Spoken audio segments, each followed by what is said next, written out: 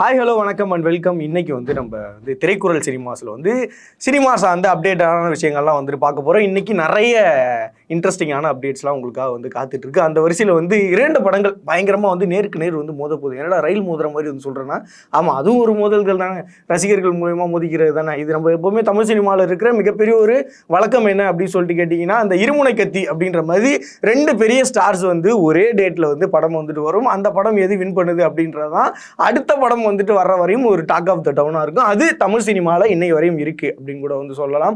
So அதே நேரத்தில் இவரோட படம் வருதுனாலே பயங்கர எக்ஸ்பெக்டேஷன் ரசிகர்கள் மத்தியில் காத்திருக்கும். சின்ன பையன் கூட யோசிக்காம சொல்லுவான், ஏப்ரல் 10ஆம் தேதி படம் வருதுங்க, குட் பேட் அக்லி அப்படின்னு சொல்லிட்டு. அப்படின்றது நம்மளுக்கு கூட தெரியாமல் இருக்கும், ஆனால் அவன் கரெக்டாக சொல்லுவான். அந்த மாதிரி பார்த்தீங்கன்னா குட் பேட் அக்லி அப்படி சொல்லிட்டு படம் வருது. அண்ட் ஆதிக் ரவிச்சந்திரன் இவரோட டைரக்ஷன் அப்படின்றப்போ ஃபர்ஸ்ட் சிங்கிள் வர்றதாகட்டும், அதுக்கப்புறம் டீசர் வர்றதாகட்டும், இதெல்லாம் பார்க்குறப்ப பயங்கர எக்ஸ்பெக்டேஷன். இதுவரையும் இல்லாத ஒரு அஜித் சாரை நம்ம பார்க்க போகிறோம் அப்படின்றதுல எந்த ஒரு மாற்று கருத்தும் இல்லை. லாஸ்ட்டாக அனிருத் பாடுறப்பெல்லாம் அந்த சாங்கெல்லாம் கேட்குறப்ப இன்னும் வரையும் வைப் தொத்திக்கிட்டே இருக்குது. நாளைக்கே ஏப்ரல் 10ஆம் தேதியாக இருந்தால் நல்லா இருக்குமே அப்படின்னு சொல்லிட்டு ரசிகர்கள் யோசிக்கிற அளவு இருக்குது அப்படின்னு கூட சொல்லலாம். ஸோ இந்த படத்தோட ஆப்போசிட்டில் ஒரு படம் மோத போகுது. யார் அப்படின்னு சொல்லிட்டு கேட்டிங்கன்னா, தனுஷோட இட்லி கடை அப்படின்னு சொல்லிட்டு ஒரு படம் வரப்போகுது. என்னடா அது குட் பேட் அப்படின்னு சொல்லிட்டு மாசான ஒரு டைட்டில் வச்சுருக்காங்க. இந்த சைடில் பார்த்தா இட்லி கடைன்னு சொல்லி ரொம்ப நார்மலாக இருக்குது. அது ஃபர்ஸ்ட் லுக் போஸ்டர்லாம் பார்க்குறப்போ தனுஷ் சார் ஈடு கட்டிடுவாரா அப்படின்ற ஒரு டாக் போகுது. பட் ஆனால் எப்போவுமே ஒரு சில சின்ன படங்கள் கதை நல்லா இருந்ததுன்னா அதை வரவேற்கக்கூடிய ரசிகர்கள் இன்னமும் தமிழ் சினிமாவில் இருக்காங்க. ஸோ அப்படி நம்மளும் தனுஷோட இட்லி கடை படத்தை சாதாரணமாக எடை போட்டுற முடியாது. ஏன்னா அதுக்கு பின்னாடி என்ன ட்விஸ்ட் அண்ட் டர்ன்ஸ் இருக்குது, என்ன கதை சொல்ல வர்றாங்க அப்படின்றதெல்லாம் இன்னும் எதுவுமே அன்ரிவல்டாக இருக்குது அப்படின்னு கூட சொல்லலாம். ஸோ குட் பேட் அக்லி ஒரு மாசான கிளாஸான படமாக இருக்குன்றது உங்கள் எல்லாருக்குமே தெரியும். பட் ஆனால் இந்த சைடில் இட்லி கடை படம் அப்படின்றது என்ன ஜானரில் இருக்க போகுது அப்படின்றது இன்னும் நிறைய பேருக்கு தெரில. ஸோ இந்த கிளாஸ் பயங்கரமான சூப்பரான ஒரு சம்பவமாக இருக்கும். பட் ஆனால் எந்த படம் நல்லா இருக்குது அப்படின்னு சொல்லிட்டு ஏப்ரல் 10ஆம் தேதி டெஃபினட்டாக பார்த்து தெரிஞ்சுக்கலாம் அப்படின்றது தான். அண்ட் ரெண்டாவதாக இன்னொரு இந்த துப்பாக்கியை கையில் பிடிச்சது போதும், தலைவனே கையில் பிடிக்க முடியலப்பா, இவர் தான்ப்பா அடுத்து தமிழ் சினிமாவோட சூப்பரான ஒரு ஆள் அப்படின்ற மாதிரி யார் இருக்காங்கன்னா, சிவகார்த்திகேயன் அவர்கள் இருக்காப்புல. உங்கள் எல்லாருக்குமே தெரியும். ஸோ பராசக்தி அப்படின்னு சொல்லிட்டு ஒரு படம் எடுக்கிறாங்க. சுதா கோங்கராய் இவங்களோட டைரக்ஷனில் தான் எடுக்கிறாங்க. அந்த படத்தை எடுக்கிறப்பே நிறைய சின்ன சின்ன கிளிப்லாம் பயங்கரமாக சோஷியல் மீடியாவில் லீக் ஆகிட்டு இருக்கு. அவரோட லுக்கே பார்க்குறப்போ பயங்கரமாக சூப்பராக இருக்குது. அண்ட் ஜெயம் ரவி தான் அதுக்கு வில்லனாக பண்ணுறாங்க. உங்கள் எல்லாருக்குமே தெரியும். ஸோ இந்த படம் பார்த்தீங்கன்னா பொங்கலுக்கு ரிலீஸ் ஆக போகுது அப்படி சொல்லிட்டு ஒரு டாக் வருது. சரி, ஓகே, சிவகார்த்திகேயன் நல்ல ஹீரோ தான், அப்கமிங் ஹீரோ, பயங்கரமான ஒரு ஸ்டார்டம் வச்சுருக்காரு, இது எல்லாருக்குமே தெரியும். ஏன் பொங்கல் ரிலீஸ் ஆனால் என்ன பிரச்சனை அப்படின்னா, ஆக்சுவலாக விஜய் சாரோட ஜனநாயகன் இந்த படம் பார்த்தீங்கன்னா பொங்கலுக்கு ரிலீஸ் ஆக போகுது அப்படின்றது உங்கள் எல்லாருக்குமே தெரியும். ஸோ ஜனநாயகன் படம் ஹச் வினோத்தோட ஃபுல் ஃப்ளெட்ஜான ஒரு அரசியல் படமாக இருக்க போகுதுன்னு ஒரு சைடு வச்சுக்கோங்க. இன்னொரு சைடில் பராசக்தி இதோட கதை என்ன அப்படின்னு சொல்லிட்டு கேட்டிங்கன்னா, இந்தி திணிப்புக்கு எதிரான ஒரு கதை. ஸோ இது இப்போ இருக்கிற அரசியல் 2026 போக போகுது. ஸோ அதோட கிளாஸாக இந்த படத்தை கொண்டு வராங்களா அப்படின்னு சொல்லிட்டு மிகப்பெரிய எதிர்பார்ப்பு இருக்குது. அண்ட் இன்னைக்கும் விஜய் சாரோட கடைசி படம் அப்படின்றதுனால ரசிகர்கள் மிகப்பெரிய ஒரு எதிர்பார்ப்பில் இருப்பாங்க. ஜனநாயக படம் டெஃபினட்டாக ஹிட் படம் அப்படின்றது அவரோட கெரியரில் ஹிட் படமாக இருக்குன்றதுல எந்த ஒரு மாற்று கருத்து இல்லை. ஸோ அந்த நேரத்தில் சிவகார்த்திகேயன் இப்படி ஒரு விஷயத்த பண்ணணுமா அப்படின்னு சொல்லிட்டு திரைத்துறை வட்டாரத்தில் மிகப்பெரிய ஒரு அதிர்ச்சி கலந்த எதிர்பார்ப்பு காத்திருக்குன்னு சொல்லலாம். பட் எனிவேஸ் நல்ல கதைகள் எப்போவுமே தமிழ் சினிமாவில் பேசப்படும். ஸோ இந்த 2 படமும் ஒரே டேட்டில் பொங்கலுக்கு வரப்போதா இல்லையா அப்படின்றத பொறுத்து இருந்து பார்ப்போம் அப்படின்றது தான். அண்ட் 2 படங்கள் வரிசையில் இப்போ ஓம்காளி ஜெய்காளி அப்படி சொல்லிட்டு ஒரு படம் வருது. அது பார்த்தீங்கன்னா படமாக இல்லாமல் வெப் சீரிஸாக அதை பண்ணியிருக்காங்க.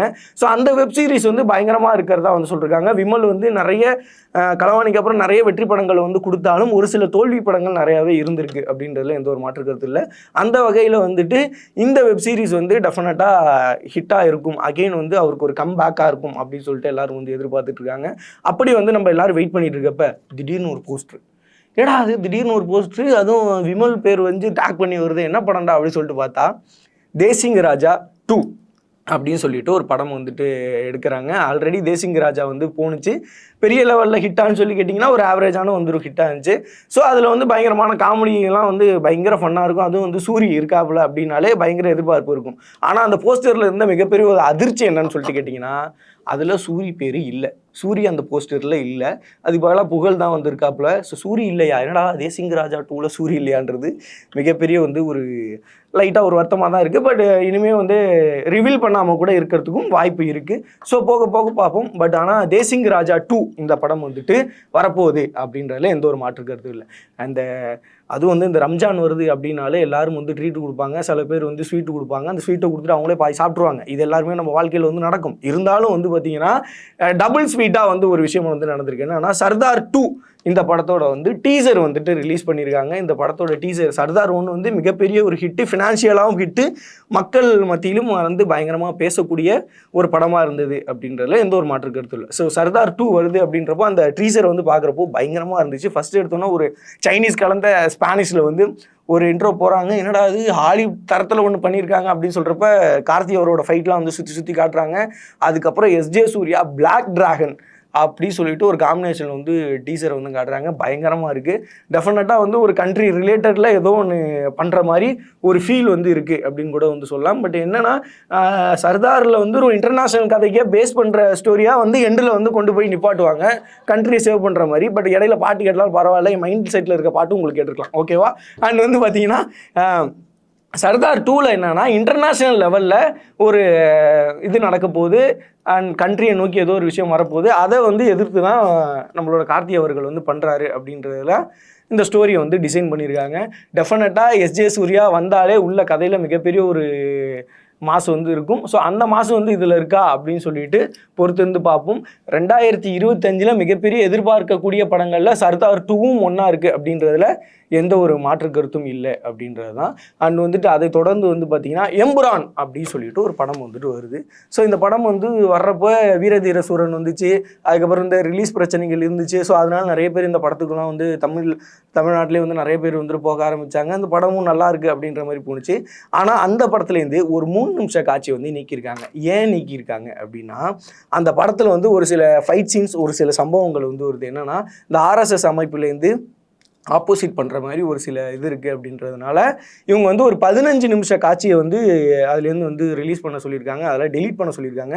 ஸோ அதனால் வந்து பார்த்திங்கன்னா இவங்க அவ்வளோ டியூரேஷன் வந்து டெலீட் பண்ண முடியாது அப்படின்றதுனால குறிப்பிட்ட காட்சிகள் மட்டும், ஒரு 3 நிமிஷ காட்சிகளை மட்டும் இவங்க வந்துட்டு ட்ரிம் பண்ணிட்டு இதுக்கப்புறம் வந்து இருக்கிற படத்தை வந்து கொடுத்துருக்காங்க அப்படின்றதான். ஒரு படம் வந்து மிகப்பெரிய லெவலில் வந்து பேசப்படுது அப்படின்னா அதே நேரத்தில் அது உள்ளே இருக்கக்கூடிய ஒரு சில கான்ட்ரவர்சிகளும் வந்து பேசப்படும். அப்படி தான் இந்த எம்புரான் படமும் வந்துட்டு இருக்குது அப்படின்றதுல எந்த ஒரு மாற்று கருத்தும் இல்லை. பட் இருந்தாலும் வந்து பார்த்திங்கன்னா இன்றைக்கி தமிழ் சினிமாவில் பேசக்கூடிய படங்கள் நிறைய வந்துட்டு இருக்குது. பட் இந்த பொங்கலுக்கும் சரி, இந்த இயருமே சரி, டெஃபினட்டாக வந்து இந்த தீபாவளிக்குமே சரி மிகப்பெரிய வந்து ஒரு ட்ரீட் வந்து ரசிகர்கள்ட்ட வந்து காத்திருக்கு அப்படின்னு கூட சொல்லலாம். இன்றைக்கி சினிமா சார்ந்து நிறைய தகவல்கள் வந்து தெரிஞ்சிருப்பீங்க. நாளைக்கு திரும்ப இன்னொரு வீடியோவில் சந்திப்போம்.